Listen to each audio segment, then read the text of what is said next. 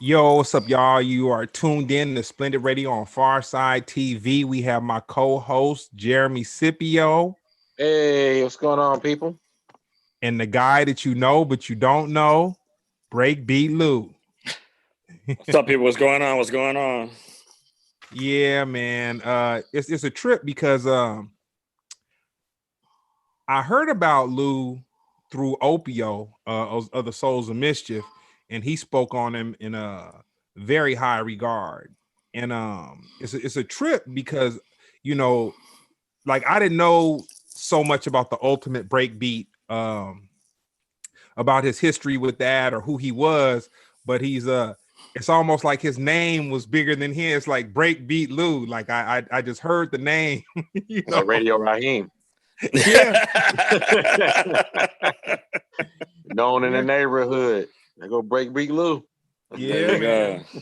So I heard the name BreakBeat Lou, and then Opio was like, nah, man, he knows like, nah, man, he messes with records because I think he just had started to go out with Souls or something like that. But Yeah, when you I, had started correct. when I did my research, I was like, oh man, he's one of the, not the first diggers, but it was something new. That was like you were an extension to hip hop, like that kind of thing. So how did you get the name BreakBeat Lou? Well, originally, like I say, I mean, I want to give it just a brief synopsis of how the came to the game, so you can just follow Yeah. the timeline. Well, I've been in this culture, that we call, or we lovingly call hip hop. I mean, I was started to be like what we call a graffiti writer in '72. I was a b-boy in '73 when the inception of what the culture was birthed, if you want to call it, Herc being the birth of it. '74, that's when I started DJing, and then in '78 I became like what I would say a hardcore digger. Now, what I would say the name BreakBeat Lou, believe it or not, came about later in my career. It came out like in '94.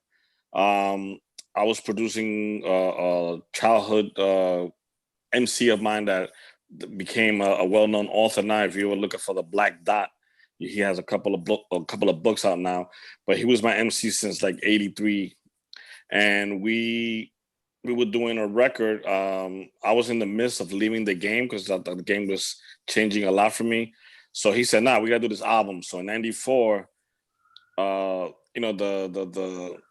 the real impact of breakbeat started coming into the game, like real hard body.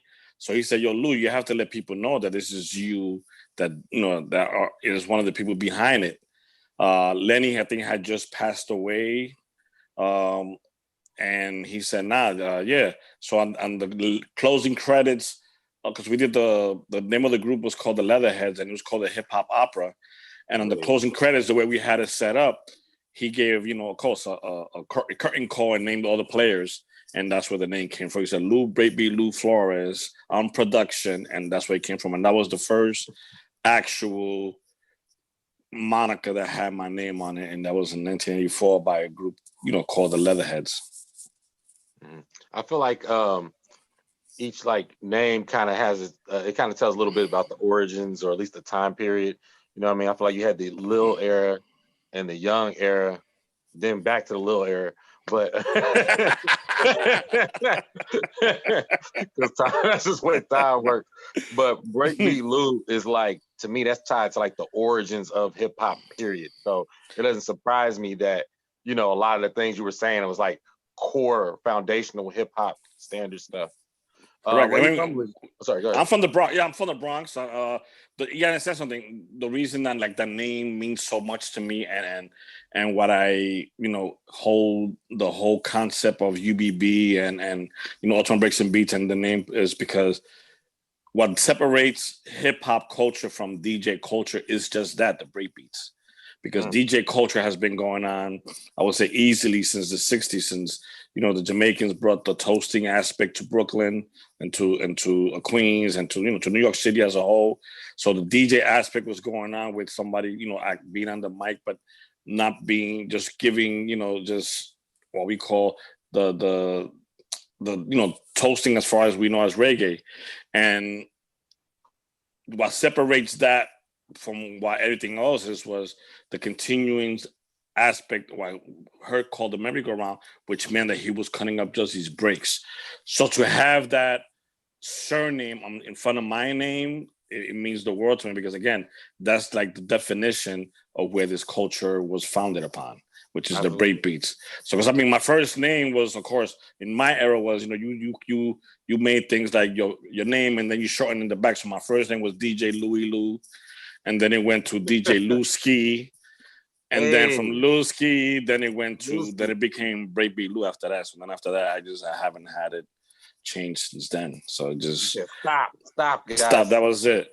But because I had left the game in '94 and I didn't return back to 2009. So a whole different change of everything happened within that time period. But at least the culture and the essence of the culture never did. So. That's why, I was able to come back. I was a little more mature to deal with the situations, and I'm here now talking to you guys. Blessed. So real quick, Lou, you said something that I forgot about, man, and that's why we gotta hold forums with the elders, man. We gotta do it. It's like you gotta pass that knowledge down. I totally forgot about the Jamaican and see when you said the reggae and the Jamaican, we're talking about original dance hall. That's what you're talking about. I know what you're talking about. Original dance hall, yeah. People don't know sometimes. I'm trying to be Yeah. Where because I gotta let people know that might not be catching it, but the original dance hall, the MCs, which they called the DJs, but they weren't spinning records, but they were on the microphones. They would go back and forth, and they would even pass the mic back and forth, and that's kind of correct. And tell the truth, shame the devil. The truth. They don't want to hear that. When people go like, "Oh, what is rap? What does rap mean to you?" They don't know the real origins. That's the type of conversation I'd be suppressing. I'd be like, "All right, now that's okay. Just listen to hip hop for the beat. I get it." It's too much, man. It's too much. It's too much for a lot of people. It's too much. I gotta say something. The best way that I could, just to be not to take you off on that line, but Grandmaster Cass said it best. He goes, "Hip hop did not create anything. Hip hop reinvented everything." So you understand, as far as rapping as we know it with the cadence has been going on since the 30s. The b-boy dancing has been going on easily since the 20s and 30s also with the Williams brothers, the Nicholas brothers, Sammy Davis Jr., all these guys, Cap Calloway as far as the MC. The DJing aspect of playing records has been going on since the 50s, and then again, changing slightly in the 60s with the two turntables that, the Jamaicans brought, the dance hall situation. So hip hop did not create that. I said, what made hip hop different and why we call it hip hop is the essence of this, is that you had all these individual things already established, but not cohesively under one roof. And this is the way I put it. Herc was used to create it, right?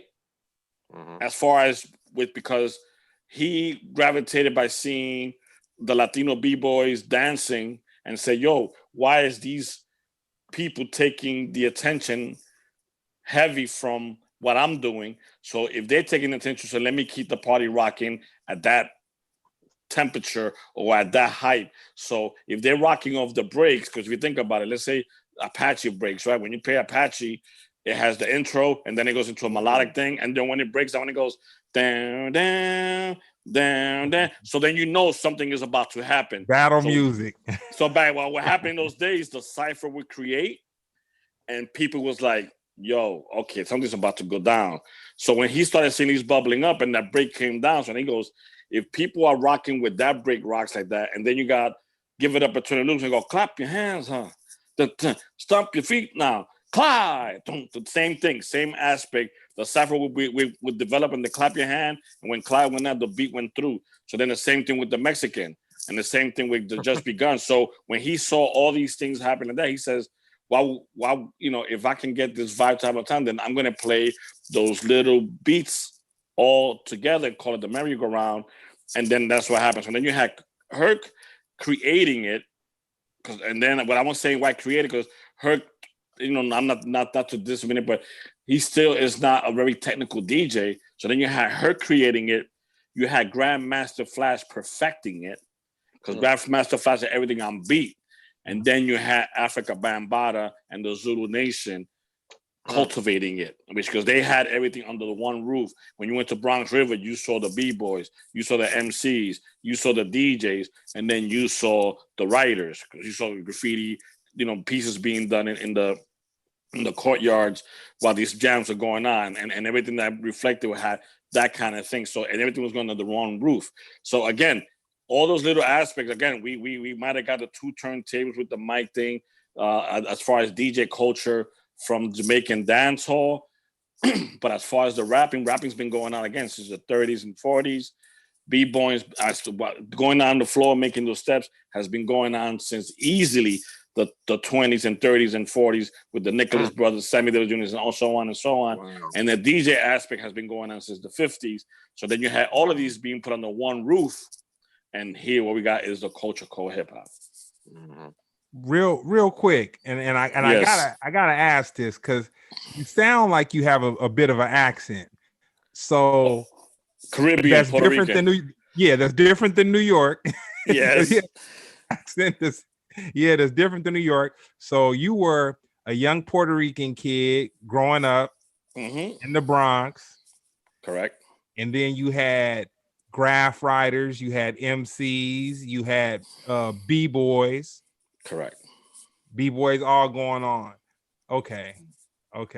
You came up in a what kind of reminded me of it, and it's crazy because I know you had no connection to this, but when I was thinking of hitting you up to be a guest, I was watching this little short movie on it was on DirecTV, and it was about the whole movie was about Madonna and Basquiat leaving a club, but it wasn't them. Like that was the storyline of it. And it was crazy because I was like, man, I never heard the story of Madonna and Basquiat.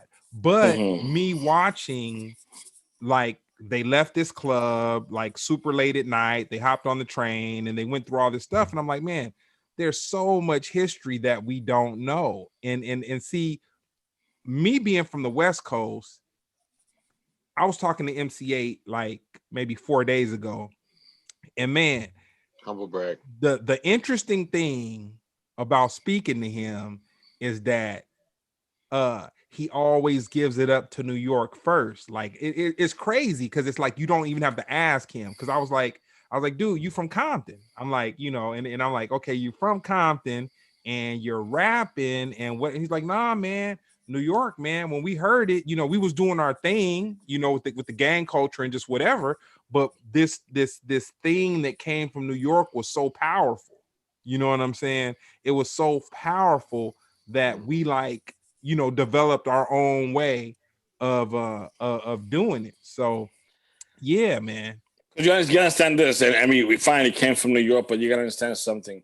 Us as a people, and let's say urban, ghetto, whatever you want to label it, which I just say our people, because everything was pervasive throughout the country. If the black and brown people were in neighborhoods we all were throughout this country, we all more or less had the same obstacles. Now, New York, the reason New York was able at that time to be blessed to be chosen for hip hop to grow out of it is because of the melting pot of people we had in New York City, from again, various Caribbean island people. Besides that, we had Asian, we had South American, we had Europeans, and then we had the regular so-called American, and then and then also we had Native Americans. So that melting pot in itself was one portion. Then what was happening in New York, which I'm pretty sure was happening pervasive throughout the country, our schools were being, one of the best way to say was our resources was being stolen from us. We weren't able anymore to be creative or expressive. You know, we were losing the music classes, the dance classes, the programs, the art classes. So you have all this whole thing being pervasive around the country. I'm not saying just New York, around the country. Now you have this whole thing. Now then you have the whole heroin thing that influxed by the government that started trying to destroy us. Starting, believe it or not, all the way over here in Oakland, where I'm at now, going across the country, or mainly to all the major cities where we are, being housed in. So when you have all these things, but us being creative and resourceful people by nature, you can't stop us. So if you take it out of us from being in school, we're going to find ways to do it. So this is the way I see. I remember when the art classes was being taken away, we became expressive. Even though graffiti has been around since the 50s, and it started as simple as, let's say I'm playing basketball. I live in, you in what part of LA, and I'm in Highland Park and you somewhere else, and our schools play, and we play basketball, and we beat your butt. I'm going to go to the bathroom and say, Lou was here. We beat your guys. That's how simple things like that is what started what they call, graffiti. Because graffiti, the term graffiti, I don't use it because the term graffiti, it means, vandalism, right? Destroying public property or private property. So I call it rioting or tagging. So we started tagging and stuff like that. So when you have that, it comes into a whole different perspective. So you had the writing and the DJing aspect has been around since the 50s. Now, the whole aspect of what we call cadence or rapping or expressive in a poetic aspect of vocal, those has been around since the 30s. So then you have all of this, slightly progressing. Now, when it's taken away from us as far as school, from being expressive, either from learning how to play an instrument or even dance, then we take it what we know. We're resourceful. So what used to happen in New York in the summer, you used to have some of the major radio stations that would come out, which some that I don't know if they're still doing anymore, but they would come out and have block parties and play music that way. So when you saw that usually when those things were taking place, those things would be a time of peace because we wanted to have fun. So here comes Herc doing these parties. The parties were still going on. Those parties started growing within our people in doing our own thing with having sound systems as the same way as the Jamaicans brought from Jamaica with the dance hall texture and brought that to more than likely, but I say first to Brooklyn, Queens, and then to the Bronx and Manhattan, and so on and so on. So we started seeing that, and then the American people, the American minorities as ourselves, we started picking up on those and that aspect and started developing our own makeshift sound systems. In the beginning, we were all learning what it was, and then we started creating those sound systems. So then it became a bigger thing, and then we couldn't do it outside in the winter, so then we would rent. Either we would have house parties that will sometimes get overpopulated, or if we had money, whatever, we would rent community centers, and then do that. What happens? So then when that birthed the culture of hip hop, when that started growing out in the winter, what we started doing besides the community centers in New York, you were able to rent high school or school gymnasiums to do parties. So we used to rent those things. We used to go to the high schools and rent the gymnasiums and do parties there. So then you started developing clubs that started seeing that was making money, and then clubs started renting out spaces for DJ functions as far as hip hop, and that's where Herc got his name, and then Bam, and so on and so on. So what I say to you, like you said, MCA said it's, he started from New York. It started from New York as far as creating dance, but the spirit in itself is pervasive us as people, because when we had the break dancing in New York, we were watching Soul Train when they were doing the electric boogie that was strictly from the West Coast. So this was things that we were picking up, and this is like early, let's say late 70s, early 80s, that you saw these dances that we didn't know anything about. Pop and Locking it's not New York based; it's strictly West Coast based. Really, I didn't know that. Yes, Wow. straight up. Let's The Lockers with Shabba-Do, Tony Bazzu, Rerun, all these guys are from the West Coast. They're not from New York. Wow. So it started on the West Side. Tell me this, because there's a lot of like hip hop documentaries that have been going on right now, whatever, you know, I see like a ton of them, whatever. Is there any of them that you like that you know like got it right? Or and if there is like some like flagrant ones, like which one do you feel like was just like y'all, they just got the story twisted? My thing is this, that's not enough. That's not enough information given or research for any of them to be done right so far. Either you getting because you're getting, when you do stuff like that, and if it's done by someone or you only follow one timeline, then you're only going to get one perspective. And that's the reason, again, I'm not saying I'm the best and anything. That's one of the reason I've been working on one now for the last 4 years, because I think that aspect needs to be told in how this culture has been done. There are a few that have been good. There's again, and there's a bit right now. There's been for the last 4 years. There's been a whole misconception again, getting confused between DJ culture and hip hop culture. Yes, because you know there is a beautiful documentary that was done called The Founding Fathers on YouTube. You can see it, and they're claiming that that they started hip hop. And no, again, the best way to say it, like Flash, like that Grandmaster Caz said, hip hop didn't create anything; it reinvented everything. So when you have that kind of aspect, fine. There was DJs. Most definitely there was DJs before us. Most definitely there was dancing before the Bronx. Again, there was that. But what changed the whole dynamic of it, and what became this multi-billion-dollar rap music influential aspect of what life that we have now, was what Herc did, and that was cutting up breakbeats in a cohesive manner, and only breakbeats for being the focal point of the particular event. Like I said, Herc started it. Then when Flash took it and perfected it to the point that he had everything on beat, that you can dance with it without being thrown off. And then you had an MC rock on top of that and not being thrown off. And then again, when Bambaataa took what he did and put it under one umbrella, and then the label hip hop, I think, came around in like 1982. And because it was a term that it was said in some rhymes by Keith Cowboy from the Furious Five and Love Bug Starsky that was saying it. So that's where the term came from. But then it was coined like around the 82 in some article. And that's why you have it now called hip hop. Mm-hmm. Wow. Dang, that was powerful, Lou, man. That was powerful. I love it. I ain't gonna lie. I'll soak it up. And you know I'll tell you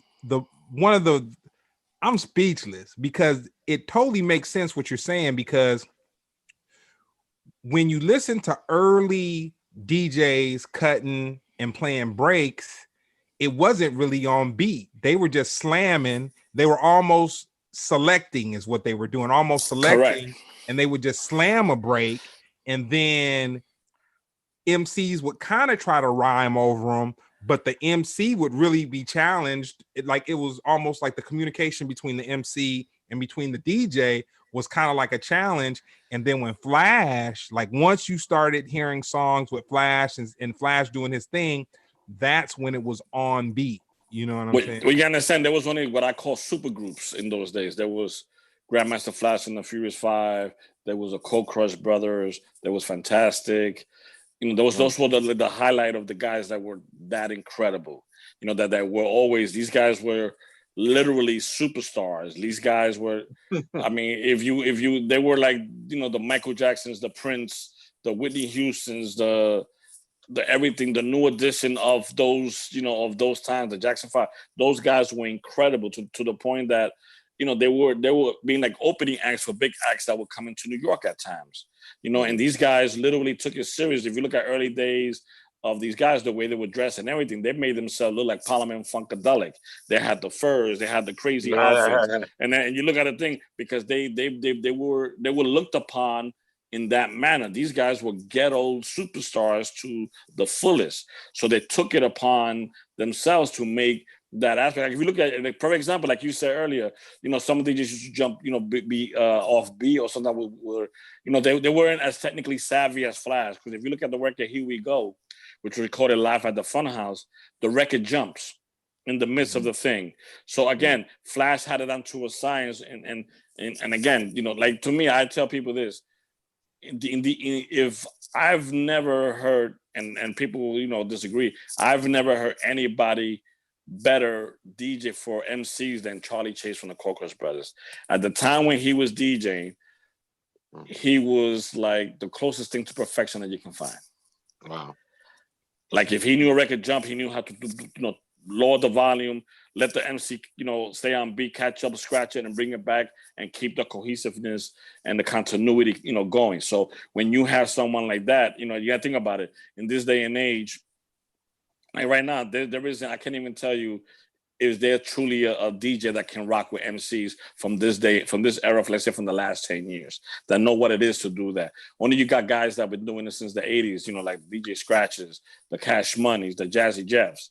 Wait, DJ Khaled could do it. I know he could. DJ Khaled? No, I'm saying, but he DJ. But I don't know if he DJ for. No, MCs. I'm kidding. I doubt it.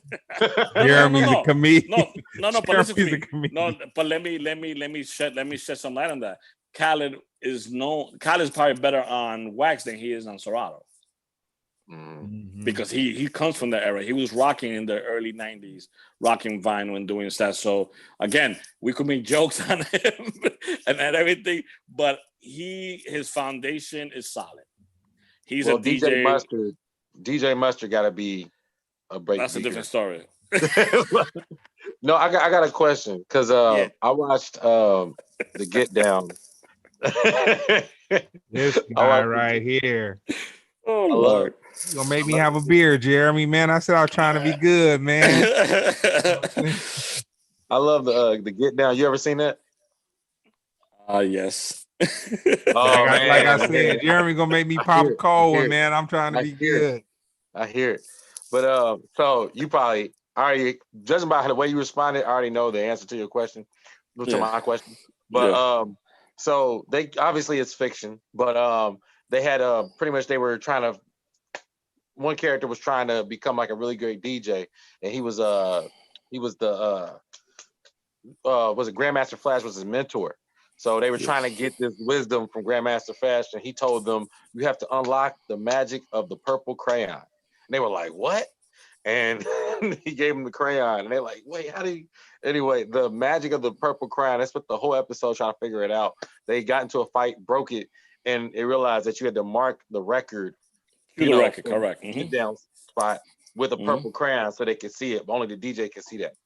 Correct. I thought that was really dope. I've never heard that before, and I've known a lot about just hip hop in general. I'm a student of the craft. Is that true? Is there any That's fact. That's fact. Really? That's fact. The purple crayon specifically. It's not a crayon. It's just wax. It's a crayon because again, you think about it. In those days, we understand something, and probably was if I'm not mistaken, I think either his mom or somebody he knew was a seamstress. Mm-hmm. So they had these things. Okay, you mark fabric and stuff like that. That's why, because he created the felt, as far as I know. Mm-hmm. The thing. Wow, that's crazy. As far as we know, the way because remember the record came with rubber. The records, the record players, the record, or the turntable came with a big thick rubber protective. So the record doesn't hit the middle part of it. So you know too much, Lou. So he cut the fabric to the best of his ability in a circle so that it will have the ability to spin back with the least friction as possible. So what he wanted to do, he started marking where the break part was, so where he can go, so he can do it with quickness because this is the definition, like we call it breakbeats, right? The word breakbeat comes from two things. The break, of course, the breakdown, of course. And then the beat is usually when there's some kind of drum intro or drum with bassline intro in front of the record. So that's called a beat. It's not a break because it doesn't break down because nothing has started yet. So the word breakbeat, that's where it comes from. So it's easy to get the beat when it's in the beginning, but when it's in the middle of the record in the darker thing, it's hard for you to see. So the best thing to do is to mark it. So he figured out how to mark it and how the best thing to do it without being so noticeable. Maybe at that time for him, what they doing was crayon, which is made something like a waxy material. So that's what he used to do that. So again, like I said, Herc might have been the creator of it, but Flash most definitely perfected it. Now back to the Get Down. The whole thing with the Get Down, that part was good, but to me, the whole aspect of the way it was thrown off to highlight somebody's personal achievements and thing, because technically, listen to it. I'm not leaving you hanging. This is the thing. There is rumors again that somebody created a crossfader, which is false. The crossfader with the Q was created in 1972 before the culture came about. So that the person created their own system, that's a different story. Now, if you look at the Get Down, you had the guy playing Grandmaster Flash already scratching. Technically, that can't be true because the guy that's supposed to be his apprentice or whatever is, what was his name? Fantastic, right? Stalin Fantastic. Stalin Fantastic, which technically is supposed to be Theodore. Theodore created the scratch. Fantastic. And then Theodore was DJ for the Fantastic Five. That's a whole different connection. Well, anyway, so if he's playing the apprentice, how is the scratch going to be done by somebody teaching him when he's the one that created it? Interesting. Science fiction, something that looks good to watch. Science fiction. So that's that part of it. So that you have again that, and then to me again the way the timeline went and certain things and you gotta you forgot to mention how the guy, the apprentice, is technically in real life is, if his Grandmaster Flash and his first crew, which was supposed to be the L brothers, which is technically Theodore's older brothers, Livingston. So where are the other brothers? And the Mr. Fantastic is the relative, so he would have been in the fold from the beginning, not an outsider. So again, it was just a different things and that besides other stuff. But yeah, it was a little very, very fiction. They made it and I understand making it very comic bookish, but it is what it is. Thank you for clearing that up. Who's your favorite DJ? My favorite DJ? I have four for different reasons. Okay. No particular order. Kenny Dope, for as clean as he is, right? One. J-Rock, oh my God. J-Rock and Boogie Blind, to me, these guys are... They're aliens in the sense of that they can do anything and everything extremely well. Yeah, J-Rock's a good dude, and Boogie Blind, he's a cat that I have seen across the water several times, man, and he brings that thing. And I've set a decks with all of them, and again, and then, not to sound pompous, but if you give me the right crowd, there's nobody that can rock a party better than me. I saw it. That's the fourth. You the fourth, or you the first? I'm the fourth. Always the fourth. The other ones in no particular order. Okay. But my thing is this: the reason I say that, and I'm saying this because I still come from the era of most DJs will say that we're not a jukebox. Technically, we are. All right. And I'll put it to you that way. Now, the difference that I'm saying this, I play in this particular manner. I give the crowd what they are looking for. And when I have their trust, then I season in what I'm about. And then if I season in what I'm about and they gravitate to the way that I'm seasoning my portion to their anticipation, then the rest of the night is a no-brainer. I can do practically anything that leads the floor leads me to do. Because again, if I'm playing, let's say, to a crowd that's from 20 to 28, I'm not going to play old school all night because that's not the type of crowd it is. You feel me? A DJ's job is to please that crowd and to do what it is, but you season yourself. It's like there's certain records that you can always season into any crowd that will let you know the barometer of where can you take that crowd. You feel me? So that's the way that I tend to do. I can easily play anything from. Let me give you a quick story. I was in Grand Rapids, Michigan. Great crowd. I have this young lady. I'm playing records. This young lady in front of the rope like this, the stage, like this for almost an hour and a half. Every record that I played, she didn't move. I played everything from hip hop, R&B, house. Then I went into New Jack Swing, and I was like, okay, check this out. All right, so then I'm into the house era. So then I echo off and I start playing Seven Nation Army, which is a white stripe, which starts with boom, boom, boom, boom, boom, boom, boom, which is a rock record, right? Mm-hmm. Dude, I play that record. The girl literally lost her freaking mind. Mind you, then I played maybe like three rock records, and then I went back to my set. She didn't stop dancing until I got off that floor. Then took a picture with me, and then they were like, "Oh, you're the best DJ I've ever heard. Blah, when you coming back, blah blah. You from here?" Wow. The thing is, been able to connect with that crowd. I had a situation first time ever in Cork, Ireland. I didn't know people knew who I was. Usually when I play, if I get the opportunity, I close out with one particular record, and that's Begging by Frankie Valli and the Four Seasons. I had about 300 people singing that record with me while I was playing the record. Wow. So again, not to sound pompous or anything, but that's just what I say.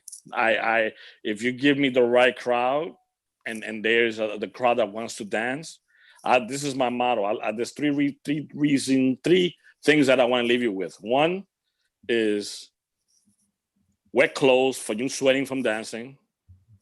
2 is sore feet from dancing so much.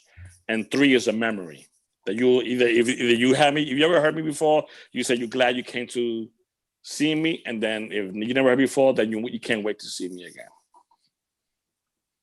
That's dope, man. You like I thought I was gonna get a Dylon. But that's cool. Now you're very humble. You saved the 4th and 5th spot of top DJs for yourself. That's dope.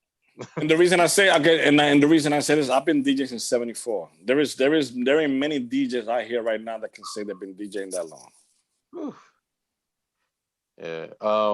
So I was rummaging through your IG, and I saw you had a picture with Russel Peters. I was wondering what was the connection to the homie. Well, Russel Peters, I had the honor. I mean, he's like my brother now. He's way beyond that. Russel Peters, I had the honor to meet him through Lord Finesse, which is another good brother of mine. Nice. And the first time I met him, me being a person I am, he invited me to dinner. So I had a piece of UBB merch. So I took it, as a pleasure guy. He goes, "Oh my God, I'm gonna hold this deal." So I thought he was being funny because I follow his career, from all the YouTube stuff. So I thought he was trying to be funny. And I said, "Nah, I'm a big fan." And he goes, "Nah, I'm a bigger fan. I was a fan before you was a fan of mine." I was like, "Yeah, right, joking." Come to find out, he's been DJing since early '80s, mid '80s. Mm-hmm. So he was collecting BreakBeats before he was even a comedian. Yeah. So he was truly telling me the truth that he was a thing. And since that day, we've been, literally brothers. I spoke to him yesterday. Russel Peters, let me see. I don't want to tell a lie. If not the first, I think, he was the second comedian to take me on the road. Second comedian. And it was funny because when we were chilling in the green room, and he's getting a call, right? And then he shows who he's talking to. It was Kool Herc. So he was like, and I was like, whoa. Funny you say that because as long as I've been in this game, I think I met Herc 3 or 4 times in my life. I won't say the reason why, but let's not take on that. But the only conversation that I truly could say that I've had with Herc is I had it because of Russell. You didn't invent hip hop, and No, not that. No, not that. I won't even get into it. I had the only true conversation that I had that lasted longer than 4 minutes or 5 minutes was a conversation that I had with Russell and Kool Herc in the same space. Oh wow! Because Russell like reintroduced me to him. That's a huge. That's a connection. Wow. Okay. That's right. So when did you hear your first break? Wow, first break had to be 73. Yeah, 73 when I heard Apache and the Mexican. No, see, first break, you gotta understand something. Most of the breaks that we would listen back in the day was records we were playing in the house. So you hear all James Brown stuff, early James Brown stuff. You heard anything from, Northern Soul records. Because my mom was a big record collector and heard it, because I get my love for music from her. She to this day, she's my idol. She's no longer here. She's the one that gave me the true love for and a great palette of music through her. So I listened to everything from James Brown to the Beatles to the Rolling Stones to the Bee Gees to Frankie Lyman to Dizzy Gillespie, everything at home. So breaks, whatever break might have been out in the 60s that my mom had was a new record, I heard it probably in those times. But as far as me consciously listening to records, had to be, besides the James Brown stuff, had to be the Apache and the Mexican in 73 that I really gravitated to. And then the first breakbeat that I ever, I was already DJing for a crew back in those days. But the first breakbeat that I bought for myself that I said, this is my record as a breakbeat, was Space Funk by Manzel that I bought that in 1978. Wow. So when did you realize, I think I got an ear for finding these breaks?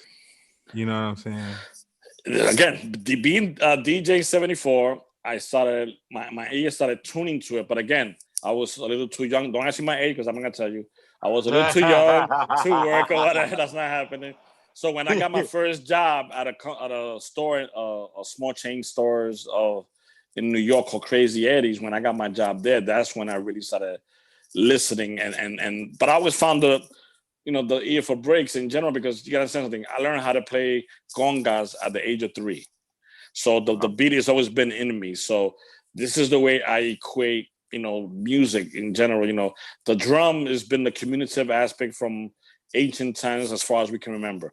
From announcing war to announcing births to announcing rain is coming or whatever you want to know, there was a communicative aspect that we always had. And then you think about it, we ourselves are driven by a beat.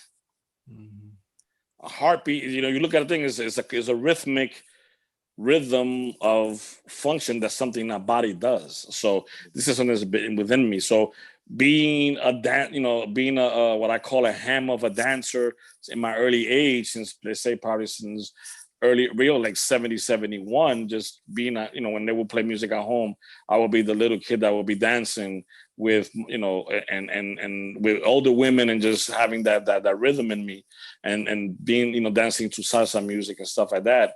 And mambo, so all that stuff is rhythmic. So being that I gravitated to that, by the time I understood that the breakbeat was what was driving us to this new way of life, because that's what I call hip hop. It's a way of life. Then my ear was always open for that, but again, because I really didn't have the funds to do what it was, because being in the hood, none of us could say that we lived in the hood and we're well off with a lot of money. We can't say that. We all had to grind and do what we did. So not until I got my job per se that I became a hardcore digger was 1978. After that, it was a done deal. It was a done deal, to the point that at my peak of collection, I had easily 125,000 records at one time. Wait. That was a huge jump. I easily had 125,000.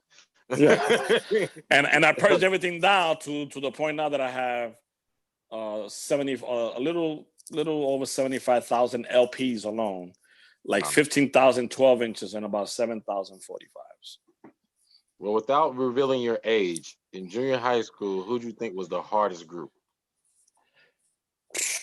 Cold Crush is the epitome of everything as far as when it comes to MCing and DJ. From even in the 80s, even though you had the Run DMCs and everything, these guys were all for lack of disrespect to anybody, they were all copycats of Cold Crush Brothers. Cold Crush Brothers probably the true foundation. Like you have James Brown, the king of funk, or you have the Parliament Funkadelic, and all these guys being the foundation of something. Those guys were the epitome. I mean, from stage presence to if you look at. So imagine, and I'm not dissing this group, please don't take it away. Imagine a flawless Jurassic 5 with the lyrical prowess of Jay-Z, Nas, Biggie, Tupac, and whatever best DJ. I mean, even though Newmark and Cook Chemist are dope, but imagine the way that Jurassic 5 rap together. Imagine them guys having the lyrics of, let's say, Jay-Z, Tupac, Nas, anybody else, super group. So they were the super group. They were that dangerous. Every crew that was coming up in that time, that was the foundation we followed. So for me, I remember when I saw money start to get dumped into hip hop, I would say the first person that I took notice to, I won't say it was the very first person that did it. I'll just say they caught my attention. Busta Rhymes had hooked up, and I think he was doing some commercials with Sprite, and he was getting some real big money, and he was doing really big really big videos, like huge. Him and Spliffstar, like huge videos where like he had the stunt men, and then they really get animated, and as far as their costumes and all that kind of stuff. For you, when did you notice hip hop turn from what kids were doing and it's something that was fun to where like you were at an event and you saw some money show up and you knew, and when I say money, a corporate, a suit, a corporate person that was kind of kicking it in the background, and those corporate dollars started to get pumped in it or funneled into hip hop and DJing and b-boying and all that? Well, I mean, from the inception, you got to see 79 was when Rappers Delight win gold, right? So then you got 80, 81. You got Curtis Blow was already signed to a major. He was signed to Mercury. And people don't understand that he was already signed to a major label. Then what changed the game that made it a totally different perspective of monies was Run DMC. Run DMC came and did what it did. And then when they were able to break the barrier and create Aerosmith, Walk This Way, and give life to the group Aerosmith, because they were dead. Nobody could tell me they weren't. They were dead already. They were dead in the water. To give them life again, and to be able to be played on MTV the way that they were played on MTV, son. That's when that's always major. So then after that, you understand then hip hop had a whole different turn, because then in that same era, then you had the Beastie Boys coming in, understand, even though they were white, but they came out on a different turn on this side. And then you had the Fat Boys, and you had Crush Groove coming through. Then you had the movies that came, Crush Groove, Beast Street came, Harry Belafonte produced it. So you had that coming on the outskirts, and you had Crush Groove, which had introduced Sheila E., which was an artist that was signed to Prince. Hey. And then you had a whole different seasoning of everything. But that's part one. But then you had what changed the game, and to me, what saved the game. And I would say this, very,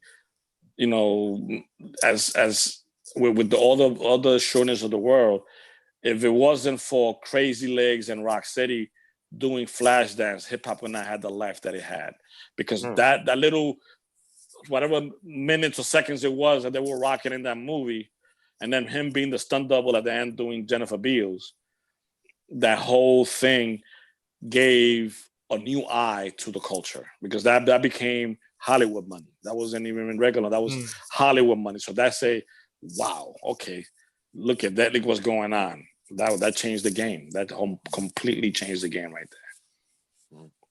What is Ultimate Breakbeats? To me, I say this way. You want the true meaning or what I feel it is? I always say both when people ask both. that. Okay, so this is the thing. The true meaning of it is I'll tell you this. We were instrumental for keeping hip hop, right? That's the essence of it. Now, Ultimate Breaks and Beats, I only can speak for myself. To me, it became the element of the culture that was being lost, that we were able to facilitate to the second generation DJ. And the reason I'm saying is this: when hip hop became corporate, everything that was the DJs at that time was they didn't know or have the savviness of going digging, because they didn't know what digging really was, in the sense. So if you look at back in the early 80s, if you do your research, you notice that a lot of records that were being cut up by DJs were rap records, like Feel the Heartbeat, Love Rap, Catch the Beat, the Bubble Bunch. All these records were being cut up as breakbeats. Now, even to the point that they used to cut up Rap Is the Light instrumental as Good Times, even though Good Times was still available. So you have that. So then we were the ones that, again, I only speak for myself, I got involved into it to able to facilitate the second generation of DJs and the DJs forthcoming with what was the true foundation of the culture, which is the breakbeat. So at what point did you start producing? My first, remember, I started doing bootlegs. So those bootleg records were coming out, they came out like 79, 80. I started producing originally, we're getting involved in 81. Wow. Anyway, so I've been behind a board since 81.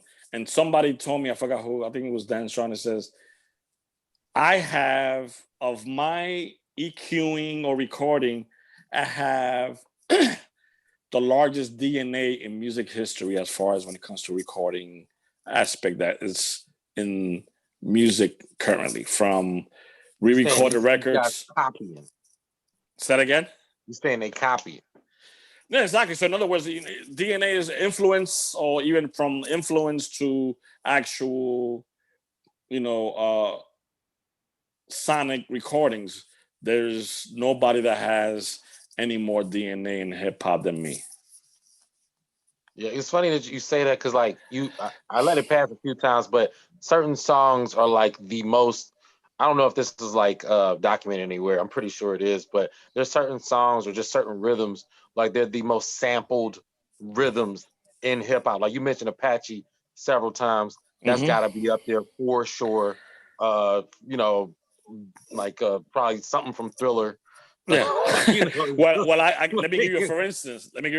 How crazy. Then you saying that, this is how crazy it is. There was a reporter from CNN that was doing research on just that. What was the most sampled record? They led them to this record called Amen Brother by the Winstons. Every person they asked, how did you find about this record? All they went back to BreakBeat Lou. Ultimate Breaks and Beats, to the point that CNN did a video documentary thing called a great big story, that it was supposed to be about this particular record, that ended up becoming a story about Lenny and myself and me recording that record. And that's one of the most sampled records ever. I mean, genres were developed out of the record from jungle music to everything, those EDM stuff from overseas, and all that stuff was created out of that particular breakbeat.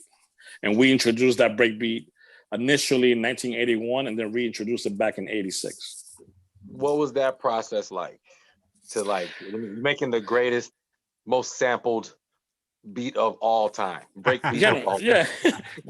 Our thing was this: when we initially got involved in doing this, was facilitating what we call the foundation beats to the second generation, which we got the idea from whatever records were being played from Bambaataa in some Bronx River, which more or less were being played across the city.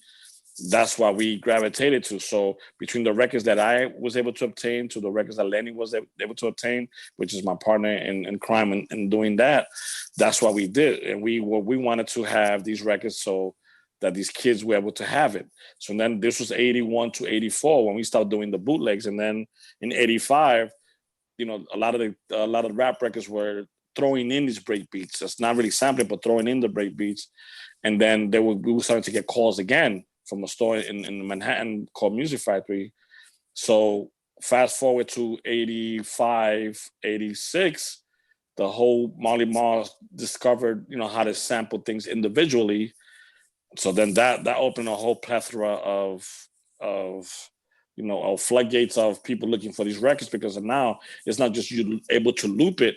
Now you're able to break it down and chop it up and create your own, signature, part of these particular breakbeats. So that's what became, the opening, the gate for us. And then we were able to facilitate. We did two things. We gave them the foundation beats, and then we started giving them other beats that you can use, plus a few new ones. So that what I started doing is created what we known as the digging era, from the digging in the craze people, from Q-Tip, from again the guy from PM Dawn, which was known as a big digger, everybody else, and then to the point that if you look at Straight Outta Compton album, 90% of that album is UBB. Wow. That is amazing. So I'm not gonna be ashamed to say it, but I'm gonna go ahead and let the cat out the bag. You know what I'm saying? I used to do a touch of DJing myself, man. I got some 12s and a nice mixer that's never been plugged in. If I look over in my living room, I can see it right now. And which one is it? Oh, you know what? I have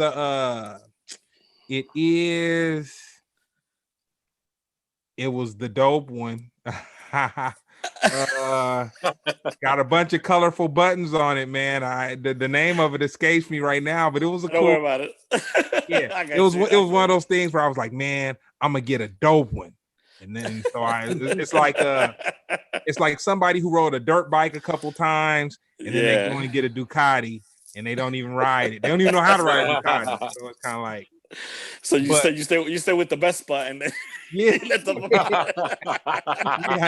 I need to turn it down a notch and bring it back to the best and get my skills up. There you go. I hear you. But I was fortunate because when I was really kind of doing my thing, the Pharcyde had started to pop in Hollywood, and they had a manager at the time who was also he did promotions, and so he had to hook up with clubs and all this, that, and the other. So I was able to kind of slide in the clubs because I was halfway decent. So I was able to slide in the clubs without paying too many dues. But then as the Pharcyde kind of progressed, DJ Daz, he was A&R at Delicious Vinyl at the time. And I kind of got, like, I'll tell anybody, the Pharcyde married me into a lot of relationships. Like I like they kind of had to take me because I was, whatever. And the dudes that Daz would make me, it was Daz. So I DJ'd this club called Guadalinda's. It was myself, Daz, and Skate Master Tate. Rest in peace. I know Skate Master. Let me tell you the real story. Skate Master Tate. Wow, because before he passed away, him and I were extremely close. Wow. We used to communicate, I'm gonna say daily. He would hit me up, and if you know Skate Master Tate, by then in his existence here on this earth, he was extremely, extremely spiritual. So I used to pray with him almost every day. Oh wow. Wow. So he's one of the guys when I did which I put up not so long ago, when I put up the performance I did at the Echoplex with Biz, J-Rock, and Wolf, and a few others, he wanted to show up, but he was like, yo, you understand, besides the Rhodium, I was the one that was turning out people to your breakbeats back in those days. Wow. So go ahead. I'm sorry, bro. You mentioned the name, and that name just hit me hard. That hit me hard. Oh no, I got a good one for Tate, man. So I would have to DJ like early, like 8:30, 9 o'clock, and then I'd go from like 9 to 10. Then Daz would hop on, and then Tate would hop on after that, and kind of just like bring the whole. So at this time, this was like right around 91, maybe, and you would have like Queen Latifah, Ice-T, Everlast. They didn't really have a stage. They had a dance floor. It was at a Mexican restaurant, but you would just have MCs just straight rocking from the DJ booth. You know what I'm saying? That's kind of how, what the culture of it was. So this one particular night, Tate decided to just let me know how low I was on the totem pole. Wow. Instead of I guess I went, then Daz went, then I was on, and I was playing like 2 or 3 songs, and then Tate was coming on after me. So I was like, okay, I felt Tate's energy around me. And so I was like, okay, man, I know it's probably gonna be my last record. So just let me just drop some heat real quick. So I go to drop the heat, and as soon as it starts off, Tate just takes the needle and pulls it right across my he pulled it across my record, and then he just slammed, because he was queuing his record up. So I just felt the tension of him just on me over my shoulder, and he just pulls the needle across my record and just slams a cut. But it was Skate Master Tate, man. It was a horrible night for me, but you gotta understand, legendary dude, man. Yeah, like you gotta understand, Tate is the dude who responsible for a lot of Cypress Hill samples, man. A lot of Cypress Hill samples. Wow. He's the dude that when African Bambaataa would come out here, he would go and stay with Tate for a couple of days and go through his records and go to buy and dig and all that kind of stuff. So Tate was he was a dude, but I had to bring that up. So my paying dues was DJing hella early, like 8:30, 9 o'clock, and then getting treated horribly. You know what I'm saying, by the top DJs. Well, so that's not nothing, because I did this. How long it took you to do that? How many years? Oh man, like a year. I was check this out. Okay, I started DJing in 74, right? I didn't get to DJ a party to 78 outside. Whoa. I carried crates for 4 years, bro. Wow. You know what? That's why I got a lot of respect for Nick Cannon. Nick Cannon said he was carrying Biz Marquis's crate. That's what put him on. Yeah. Wow. That's what put him on. Biz, another great friend. He told Nick Cannon, you want to get in these parties? You get in these parties, you carry my crates. And that's how Nick Cannon got into those circles. Wow. Oh, wow. Dang. Yeah, man. That's how, but it's just, you pay dues. So you think about it. I didn't get to DJ my first party on my own to 78. And that was because I did a hooky party. I got paid $25. And it was from 10 to 1:30. And I DJ, in this basement. It was like 2 or 3 weeks before school was out. And that was my first party that was even allowed, that the guy said, okay, you can do this. We won't do it. You can do it for us. Mm-hmm. Anytime before that, I would practice all the time with the crew with no problem, but not able to DJ to 78. What was your greatest gig, in your opinion? Wow, I have to say, from one,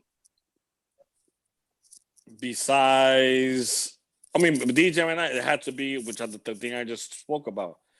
5 years ago at the Echoplex, it was Biz Markie, Peanut Butter Wolf, oh wow, J Rock, Supreme La Rock from Seattle, Redmatic, and then out of nowhere, I meet Fat Lip, and he comes to me with volume 11 in his hand, saying, yo, you got to sign this. So I made a joke. I say, if I sign that, then that means you got to give me 16 on stage. He goes, no problem. He performed for me on stage. And then the same night, Dame Funk performed out of nowhere, and Howard Johnson, the Soul Fine record, performed. So mind you, and this was an organization, organized by Peanut Butter Wolf and Andrew from Art Don't Sleep, from Andrea Young's manager. And we sold out the Echoplex on a Sunday night with only DJs. It's funny because when I think of before COVID hit, I didn't go out a lot, but that was kind of like my secret my secret indulgence. I slide through a shout out to Assad. You know what I'm saying? Assad's my brother. Yeah. Assad is real good for throwing the proper little prints and J Rock was you know who's a hell of a DJ, and it kind of took me being at a party and having her rock it for me, because I knew Mona Lisa when she worked at Loud. So I could never look at her. Like, I just didn't see her as a DJ. Not that she couldn't DJ, but you know how when you see somebody in a different, you know them. Like, I knew her from being in the record industry. You know what I'm saying? Yeah. So I didn't, her as a DJ, I was kind of like, oh, and then I hadn't seen it. And man, she rocked one night. I came to the Prince party the Prince Michael Jackson party that Assad did. And she rocked it so hard. And I was like, dang, she's an underspoken DJ, man. No, and there's something with her. She's only been DJing for a short period of time. That's probably you, but you may not, that you probably didn't know she was a DJ. But what I like about Mona truly loves music and truly loves the craft and respects it. So she's grown immensely. I DJ with her a few times at the Monday and a couple other spots. And she most definitely is one that I don't mind sharing decks with. Oh no, she's on point, man. I'll even go far enough to say that, man, if I think back to one of my most memorable moments in LA at a club, just solo, just going out, having a drink, just chilling in the background, not too in the dark, you know what I'm saying? Kind of like I do my thing, I go out I would probably seen my last to just sliding out to a club, man. Probably won't see that again. But but when I would head out, man, I was there one night, man, and she rocked the crowd. She rocked the crowd so hard. They were singing Prince. They were singing like the crowd. So you got like 600-700 people singing all the lyrics to Prince, all the lyrics to Michael Jackson. I was like, damn, Mona's dope, man. But that's what I mean. You have to be a pleaser to that crowd, because without the crowd, this is what I said with DJ. One thing, there's two things that I dislike immensely about DJ these days. They feel the only way they rock a crowd is by rocking 13,000 records in an hour, playing a record for 30 seconds or 40 seconds, and I can't stand that. And they feel that they gotta force feed the crowd whatever they want to present to them. I feel this. If you feel that way, then DJ by yourself in your room and you do that. Exactly. And then they get temperamental. They get temperamental, like they get temperamental, like, oh man, people are whack. They don't feel me. You know what I'm saying? That they got, I'm too much for them. You know what I'm saying? Or unless what the other DJs do, they think they're doing a DMC competition at a party. Oh yeah, too much, man. Too much scratching. To me, is again. That's why I say. That's why I named the DJs that I named to you. I feel they hold the essence of what the culture of DJ culture to me means. Again, people could say I'm wrong, but that's my opinion. As far as I still feel that without that crowd, you still just a bedroom DJ in that sense.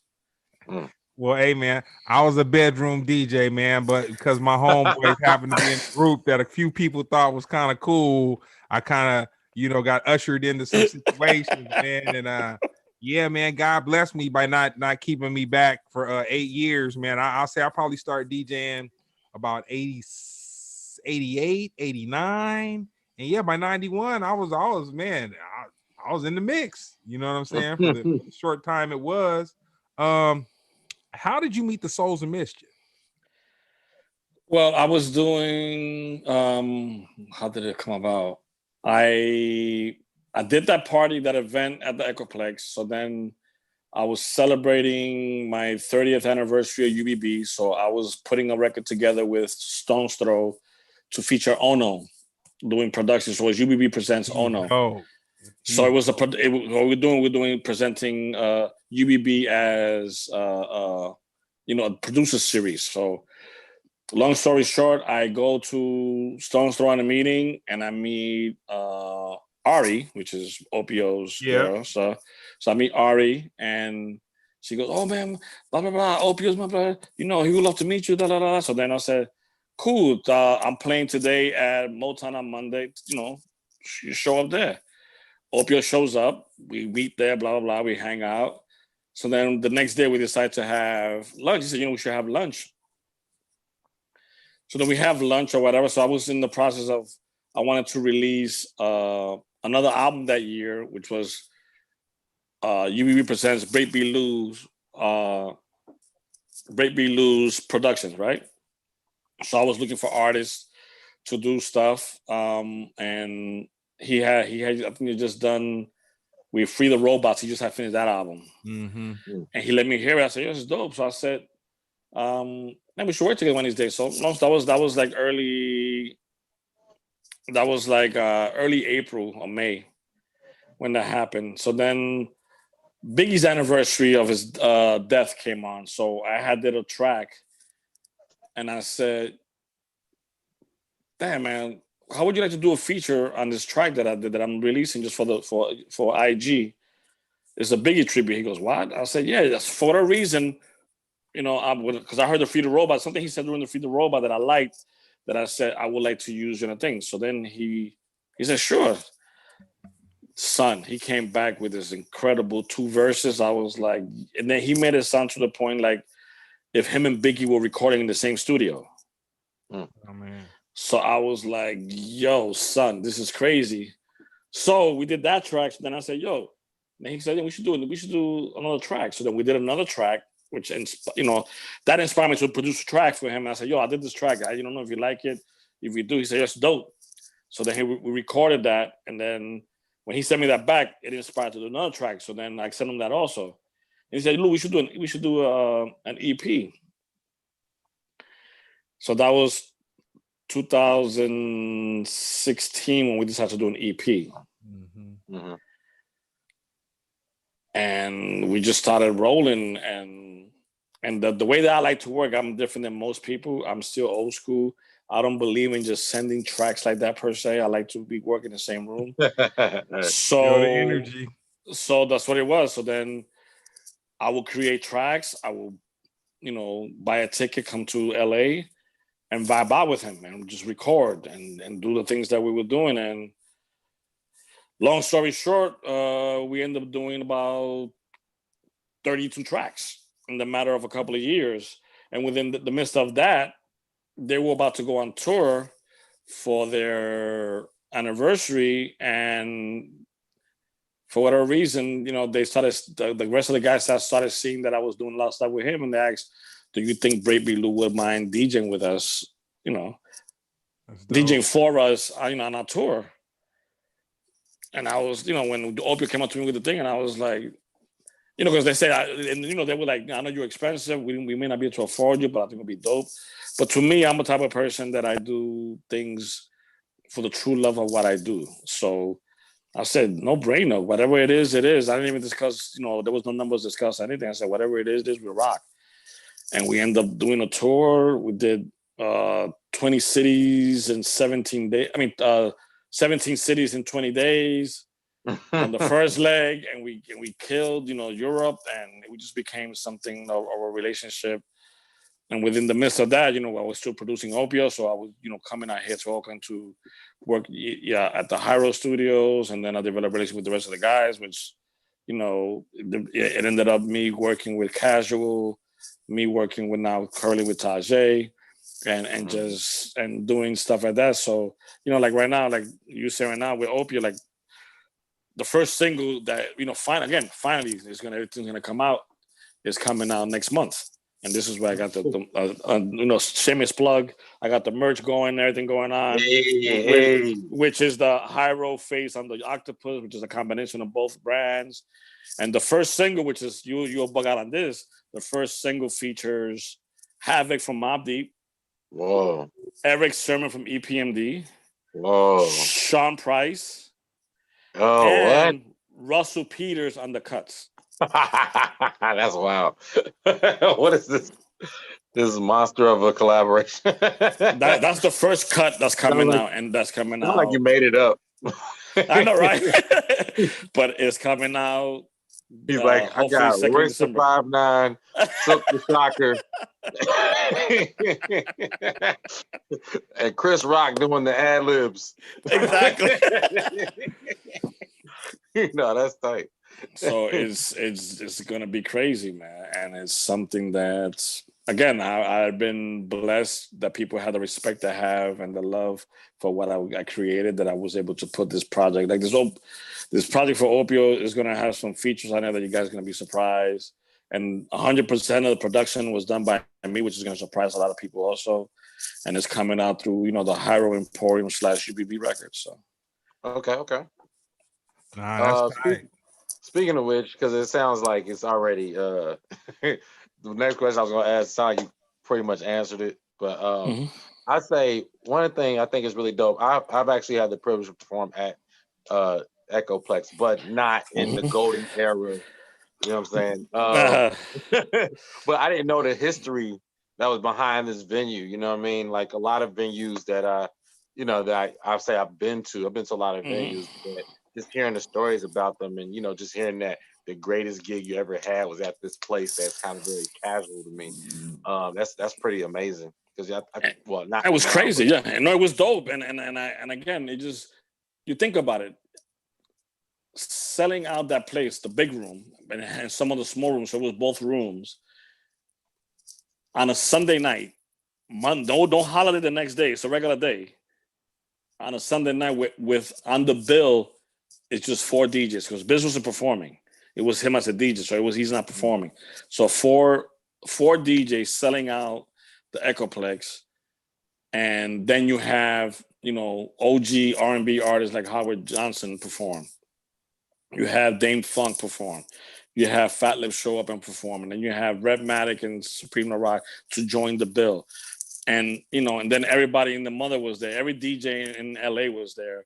Even from like even people don't say that at that time. They said you don't see Madlib much, and Madlib was there. Wow. So it was something like you're like, what the heck is going on? And it was something to me that it showed me a different light. And mind you, I've been coming the West Coast for on and off since the early '90s, and very frequently in the from 2010 on, and that love that I felt that day, to this day I can't match anywhere. And I've been to some, with Souls, we've had some dope performance throughout this world, from hip hop camp and in other places throughout the country that we've done. We did a B-Boy Summit last year in LA, and it was dope. And you have all these other venues throughout this world, and I even performed at the Virgin Festival in England, and I performed at as a Soundset in Minneapolis, which is a big festival, but nothing. I've been to Soundset. Yeah, so nothing as dope. It's crazy, right? So nothing as much love as I felt for the Echoplex that day. Who's in your top 5 MCs? Wow. And we got to leave the Cold Crush Brothers out of it, man. No. I'm and there's no particular order. I'm gonna say you got Coogee Rap. Ooh. You got, for different reasons, Coogee Rap for the lyrical that he said a thing. Same thing with Nas. Then you got Tupac for the potency of his lyrics and everything. Jay, and I still gotta say Biggie. In that sense, that's the way I would put it. Brooklyn's finest, man. Yeah, and and Jay for being who he is and continue. And again, you could have different guys. Then there's all honorable mentions like LL, KRS, and other people like that. But those guys right there is the epitome for me that will rock in the sense. And again, people may not see like Pac being one of the greatest lyricists, but the potencies of his lyrics and the stories that he told and the way the passion that he put behind it was incredible. The rhythmic wordplay that Biggie had and the way that he wrote things and the swag that he put, like he was slightly, writing the beat in times and then slightly falling back on it. And he made, gangster, I hate the word swag, but a gangster swag, fall in the pocket. And then you got Jay. Jay has a way that he seems like he's having a conversation with you, but he's just ripping lyrics at you. And then Coogee Rap, again, a lyrical onslaught. To me, he's the epitome of the true, MC with a freaking machete, machine gun, shotgun, and a 45 at you, all at the same thing. And then Nas changed the game in the sense of bringing the streets really into the hip hop game and telling a story where I feel the message, first started. Nas took it to another level and brought it, with the whole, the Nas Illmatic album. So man, we about to. I'm gonna keep this part really brief. I gotta do this. Just, Nas is my favorite rapper, but I keep it real small. I just want to spit a Nas fact of the day. Yeah. Nas, he did this thing that I always thought was really weird, but it's really dope, and it's like a sick joke of his. I noticed him and Salaam Remy. They flipped the Apache beat 3 times for 3 of his main singles for 3 different albums, and my people don't catch it. But it was "Made You Look" off of Godson. Then dang, was it a but the Major Look was done, that actual chop was done by somebody else on an album called Tuna Room. Do your homework analysis and you see what I'm talking about. Hey, he tried to one up me. Okay. But go ahead. What was the other one? I think Hip Hop is Dead. Hip Hop again is not Apache. What's that? That's Bangalaria. So that's a different record. What's the record? Bangalaria is not Apache. It's on the B-side. B-side of what? That's on the B-side of Apache. Well, on that beat, he did dang, what's the song? Dang, it's Hip Hop is Dead and Thief's Theme. Thief's Theme, sure, but Hip Hop is Dead is a different same group but a different beat. Okay, all right. It's incredible bongo band, but it's a different record. Okay, but that's why you hear the same twang. You gotta at least give me Hip Hop. I'll give you 2. The Major Look and the other joints for sure. Yeah. But that's 2 of his main singles. Like, has any other rapper or performer ever like did the same exact beat for their main single? Like, that's almost like it's like a sick joke, if you will. Yeah, there isn't many, again, because hip hop is made on, let's say, more originality than anything else. So you will have a difference as far as beats. I think the closest thing to that, it would probably be Molly Ma. That's a producer, not an MC. Which is the bridge and Everybody for President. He uses the same exact drums, same exact pattern, same exact everything. But he's pronounced as probably the only one. I'll do my homework. There you go. You actually gave me a lot of homework. You'd be surprised. I have like I've been seeing you type out. everything you said, literally, I have it all written down. We'll continue in part 2. For sure. So Lou, as we wind it down, yes, sir. Where do you see the social interaction going in the next 2 years with this whole COVID situation? My thing is this: it's going to give it a better appreciation for the music and the craft of performance. From artists to DJs to to MCs to dancers, because again, you're not able. It's going to become a commodity. It's going to become a luxury now for you to perform in front of people. So it's going to be taken very, very a little more respect than what that it has. Like you think about it, when you have. I mean, I know, like I said, I have a rough time when it comes to it. When I go to do like my 45 sets, the last thing I want to do is somebody with an iPhone in front of me recording what I'm doing. Instead of enjoying what it is. I know it's like it was Chris Rock is the one that says you got to put the green bag or the purple bag, you got to put your phone in there, seal it up while you go performing, then you can open it up when you leave. Yep. That's the mindset that we should have. Dude, when I go, especially when I'm doing a 45 seconds, again, I've been honored and blessed to have records that a lot of people don't have. So when they see me playing those records, all they want to do is me be able to capture me playing those records. And I'm not there to play records to give a show per se. I want you to enjoy the music, but I understand the game in that. That's what I'm saying. A true dance crowd doesn't care if you're playing Serato, you're playing vinyl, or you're playing CDJs. They want to just dance. So that's what I'm about in the sense. So I think now the appreciation for the artistic aspect of performing is going to become a little more appreciative than what it's been for the last, I'd say, 10, 15 years. Dang. So anything you want to shout out that you got coming up that Well, now, like I said, Opio and BreakBeat Lou, first single for the forthcoming album called Hip Hop is coming on December. Merch along with it on the official official Ultimate Breaks and Beats website. Then I have records coming out with artists by the name of Giuseppe Melendez, another 2 female rap artists, one called Cassandra the Goddess, another called Kia Liani. Also working with a rapper by the name of Vali, which is I'm also releasing for the 35th anniversary. I'm releasing a single a month for the next year. BreakBeat Lou presents. Then I'm also releasing merchandise that coincides with the Ultimate Breaks and Beats collection. That's also be available on the official ultimatebreaksandbeats.com website.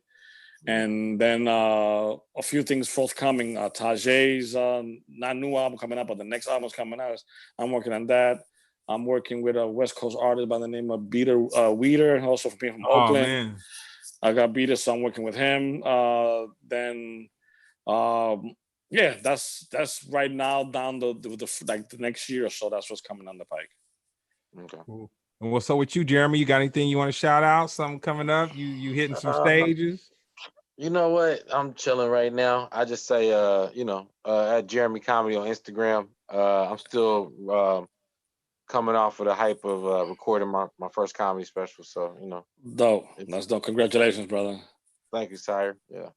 Congratulations, man. So this is what I say. Look out for the first single, which is called You're Not Ready, featuring Havoc, Eric Sermon, Sean Price, and Russel Peters on the cuts. That sounds crazy, man. I'm definitely gonna Best thing of 2020, man. The best thing of 2020 I done heard. You know what I'm saying? Yeah, the tail end of 2020 is coming out with a bang. Yeah, it's crazy, dude. That's and is I want to not to get not to toot my own horn, but it's hip hop at its best, man. Track is hitting. It makes you dance. The lyrics are incredible. I mean, Opio to me is probably one of the MCs. Souls as a whole are probably one of the best MCs I've ever heard. And lyrical prowess on that is incredible. Havoc, you guys already know. I mean, to me, it was an honor because I got to produce 2 legendary producers, and Eric Sermon and Havoc. That was incredible to me. So to have those 2 guys on the first single is something that I'm like so floored. And then on the album, just also be look out we got cuts that are mixed by Focus 3 Dot. We got cuts that are mixed by Young Guru from Jay-Z fame and everybody else's fame. And then I got also a couple of cuts mixed by none other than myself and Hank Shockley from the Bomb Squad. Ooh. That's some real deal. Well, no, man. Good looking out, Lou. Thank you, Jeremy. This has been